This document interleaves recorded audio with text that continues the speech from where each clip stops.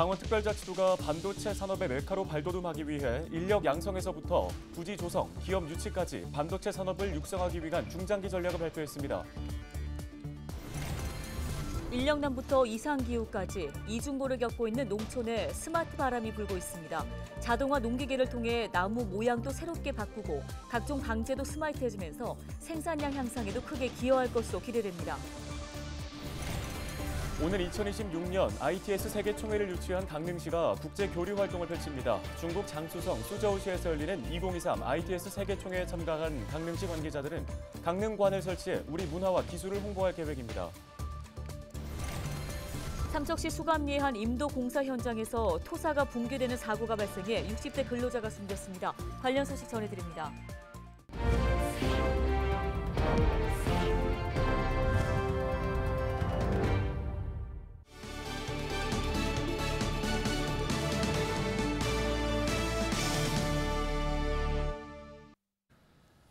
시청자 여러분 안녕하십니까? 헬로티비 뉴스입니다. 첫 소식입니다. 강원특별자치도가 반도체 산업의 메카가 되기 위한 전략을 발표했습니다. 인력 양성부터 부지 조성, 여기에 기업 유치까지 반도체 산업 발전을 위한 의지를 내비쳤습니다. 박건상 기자입니다. 김진태 강원특별자치도지사와 원광수 원주시장이 좁은 창문 사이로 무언가를 보고 있습니다. 한쪽에서는 해당 공정에 대한 설명이 이어집니다. 김 지사와 원 시장이 찾은 곳은 원주 문막에 있는 반도체 관련 기업. 올 초 원주에 입주한 이 공장은 반도체 관련 제품을 생산하는 곳으로 민선 8기 들어서 첫 번째 반도체 투자 유치 기업입니다.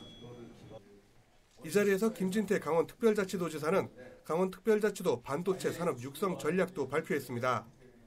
김 지사는 원주를 중심으로 강원 지역을 포함한 중부권 반도체 클러스터 조성 계획을 내놨습니다.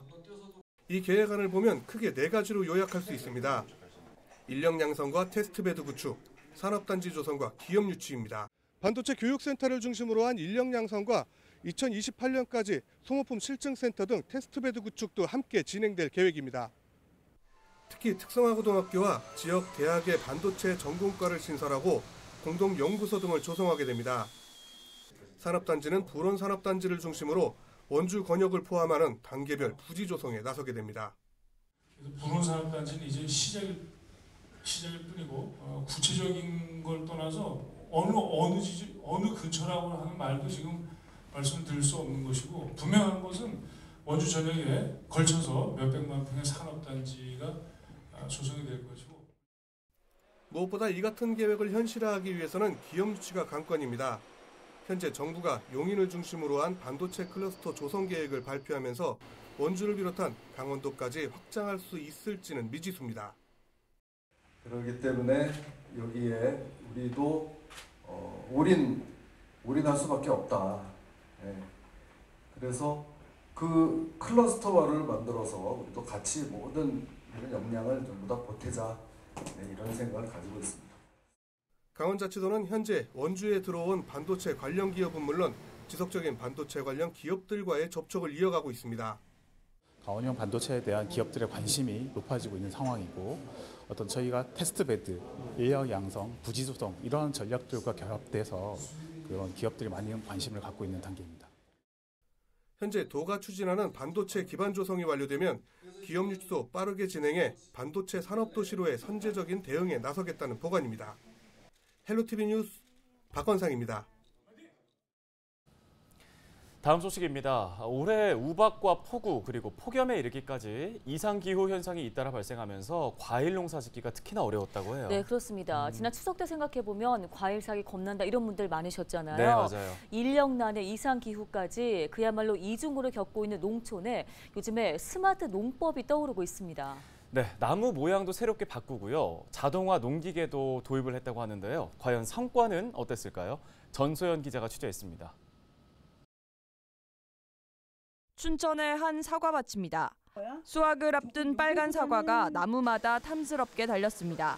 사과밭 사이로는 방제 기계가 지나며 연신 약을 뿌립니다. 고령화된 농촌에서 효자 역할을 하는 로봇 방제기입니다. 그동안 사람이 직접 해오던 방제 작업을 리모컨 조작만으로 간편하게 대신할 수 있습니다. 기계가 뿌리는 약이 골고루 묻을 수 있도록 나무 모양도 바꿨습니다. 이 과수원의 사과나무들은 마치 샌드위치처럼 좌우로 납작하게 눌러놓은 모습입니다. 가지도 일정한 간격으로 마치 머리빗처럼 하늘을 향해 높게 뻗어 있습니다.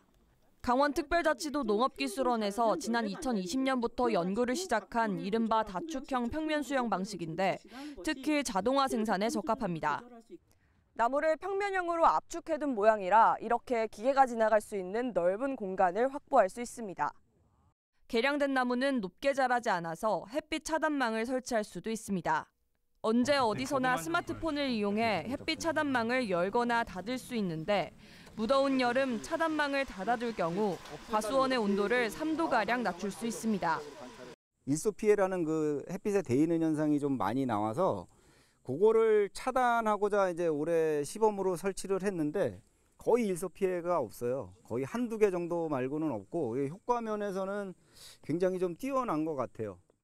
새로운 기술이 도입되면서 사과 생산량도 3배 이상 늘어날 전망입니다. 강원도 평균이 지금 1.8톤 정도 되는데 그것에 지금 한 6톤까지도 충분히 나올 수 있겠다라는 게 지금 현재까지 판단입니다. 3배까지 충분히 나올 수 있겠죠. 강원특별자치도 농업기술원은 지역 내 인구 고령화 추세에 맞춰 노지 스마트 과수원 연구를 추진 중입니다.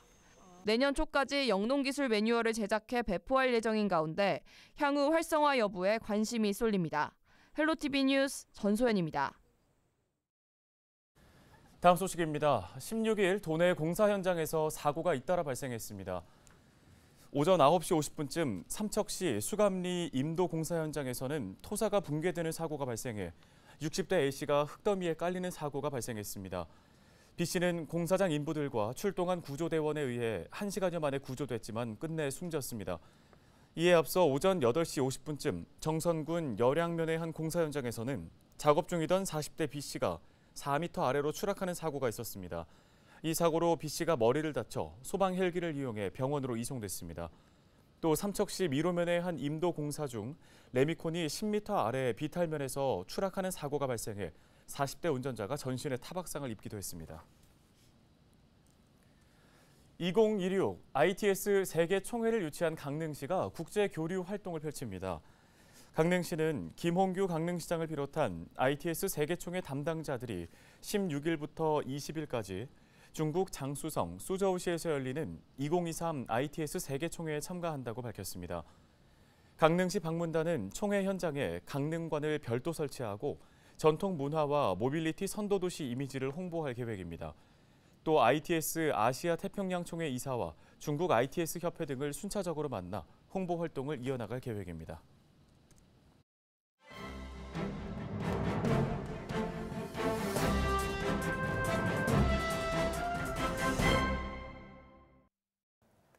강원도민일보 16일자 기사입니다. 의사수 늘리는 것보다 지역근무 보상책 시급이라는 기사인데요. 정부가 의과대학 정원을 늘리기로 하면서 지역 의료계에선 의사가 지역에 남을 수 있는 근본적인 대책이 필요하다는 회의론과 함께 반대가 확대되고 있습니다. 자세한 내용 보시죠.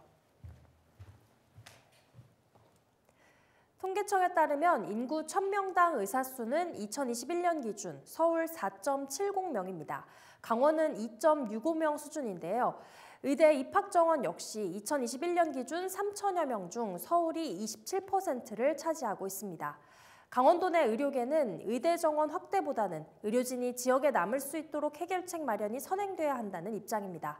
그러면서 지역의 경우 의사 수가 부족하기보다 인기 있는 특정 과로 몰리는 것이 문제라며 지역에 근무하는 의사들에 대한 보상 체계 마련이 해결책이라고 말했습니다. 김태구 강원도 의사회장은 정부는 의대 정원 확대로 인해 발생할 수 있는 부실 의료 문제, 의료비 상승 등은 전혀 고려하지 않았다라며 앞으로 의료계와 상의하지 않는다면 의사단체는 투쟁에 나설 수밖에 없다라고 반대 입장을 보였습니다. 강원일보 16일자 기사입니다. 내년 초 태백 삼척 산업위기지역 신청이라는 기사인데요.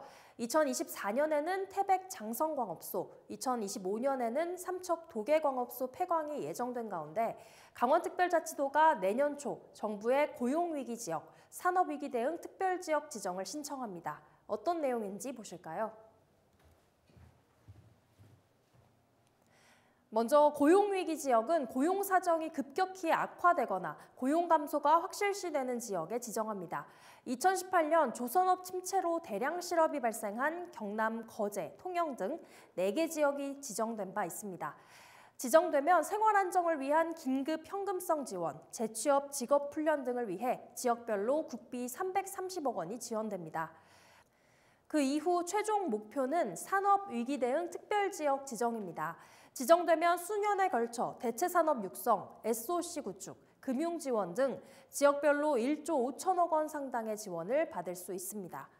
2025년 완전 폐광 시 피해는 수조 원에 달할 전망인데요. 도가 지난해 실시한 연구 용역 결과에 따르면 태백시의 피해 규모는 3조 3천억 원, 삼척시의 경우 5조 6천억 원에 달할 것으로 예측됐습니다. 강원자치도는 폐광이 예정된 내년 6월 이전에 지정을 이끌어내겠다는 계획입니다. 지금까지 신문 브리핑이었습니다.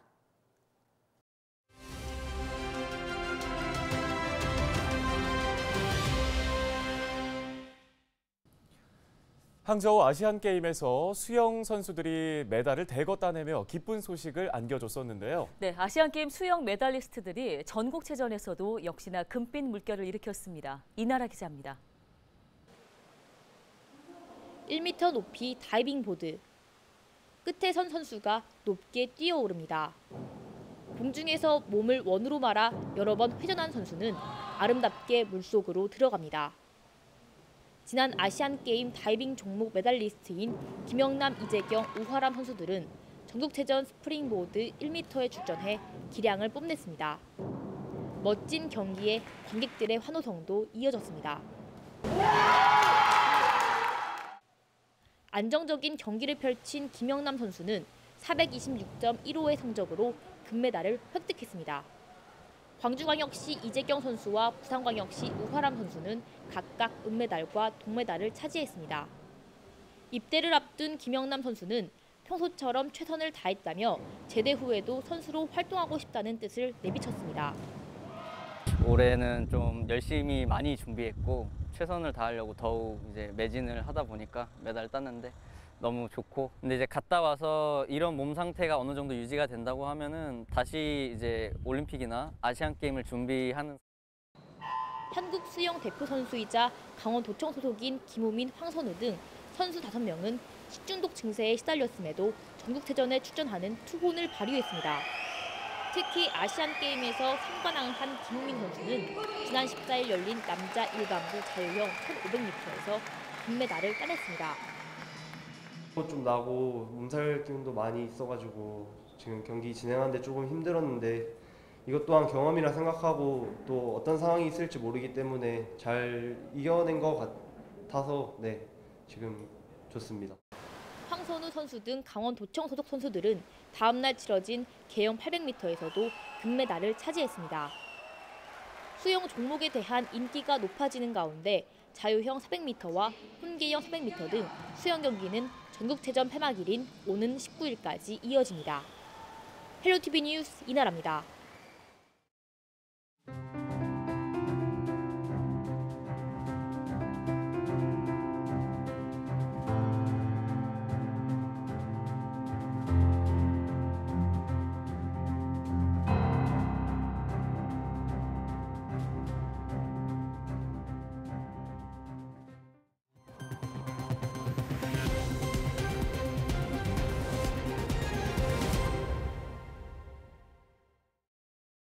강원도 내 직업계고가 2024학년도 신입생을 모집합니다.